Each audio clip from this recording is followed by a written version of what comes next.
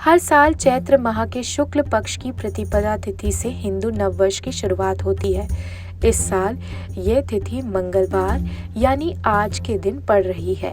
भारत के कई हिस्सों में इस दिन गुड़ी पड़वा, उगादी, चैत्र नवरात्रि और विक्रम संवत 2081 जैसे त्योहार मनाए जा रहे हैं।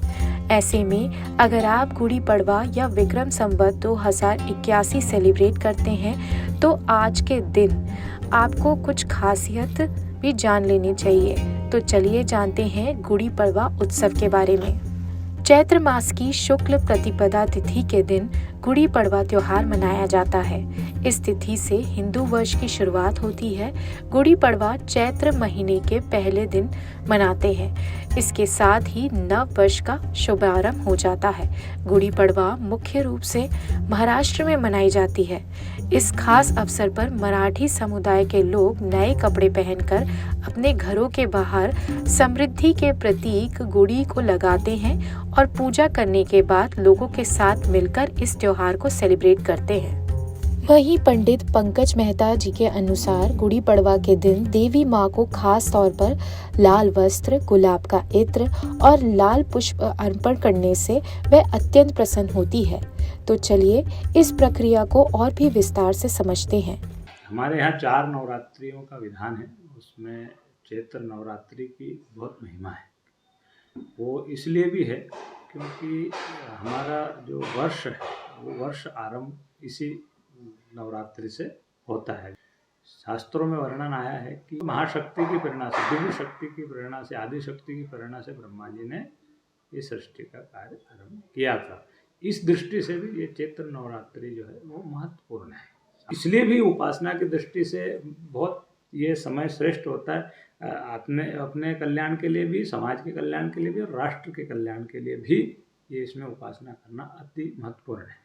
उपासना कोई भी कर सकते हैं देवी की सन्निधि में, देवी के साथ। तो ये भी इसमें किया जा सकता है। तो जिसका जो इष्ट होगा वो इष्ट की उपासना कर सकते हैं। लेकिन इसमें जैसे देवी की यदि हम बात करें तो देवी के विभिन्न विभिन्न दिनों पर विभिन्न विभिन्न स्वरूपों की पूजा के साथ ही उनकी पूजा के विधान, जैसे अब मैं एक उदाहरण दूंगा क्योंकि ये तो गुरु परंपरा वाला विषय है, लेकिन जैसे प्रतिपदा है तो हमारे देवी भागवत के अनुसार और उसमें जैसे मैंने कहा कि पंचांग के 5 अंग हैं, तो प्रत्येक वार, प्रत्येक तिथि, प्रत्येक मास का विभिन्न अलग अलग भोग देवी को अर्पण किया जाता है। उससे उसका तो अधिक नहीं, लेकिन मैं जरूर कहूँगा कि प्रतिपदा को ये प्रयोग करेंगे तो देवी की बहुत प्रसन्नता प्राप्त होगी। उस दिन देवी को लाल वस्त्र अर्पण करें। प्रतिपदा यानी जिस दिन गुड़ी पड़वा होगी उस दिन लाल वस्त्र अर्पण करें। उस दिन देवी को गुलाब का इत्र अर्पण करें। उस दिन देवी की पूजा में रक्त पुष्पों से, देवी की लाल फूलों से देवी की पूजा करें। उस व्यक्ति को देवी की अत्यंत कृपा प्राप्त होगी। ये देवी पुराणों के उनके आधार पर ये मैं बता रहा हूँ जो गुरु परंपरा से प्राप्त हो। तो गुड़ी पड़वा के दिन का ये सबसे पहले एक सुंदर लाल वस्त्र को माता की मूर्ति या तस्वीर पर अर्पण करें। इसके बाद गुलाब की इत्र की कुछ बूंदें माता की मूर्ति पर छिड़कें। अंत में लाल पुष्पों को माता के चरणों में अर्पण करें। पंडित जी का ये कहना भी है कि इस दिन किए गए तप, जप और पूजन का फल अत्यंत शुभ होता है, इसलिए इस दिन को पूरी श्रद्धा के साथ मनाना चाहिए।